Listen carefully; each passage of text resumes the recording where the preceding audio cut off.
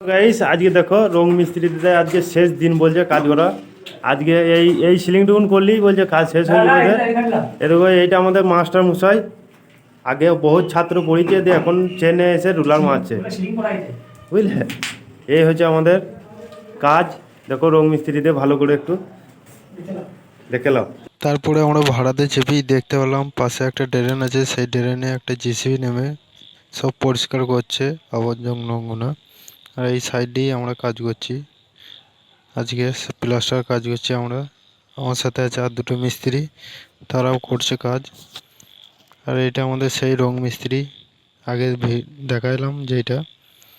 তারপরে কোটা মশলা লাগানো হয়ে গেছে, জায়গা সারছি, কাজটা পুরো কমপ্লিটের দিকে। আর তিনটে মিস্ত্রি আছি সামনের দিকে। আমরা দেখতে ভালো লাগলে অবশ্যই একটা লাইক কমেন্ট শেয়ার অবশ্যই করে দেবেন।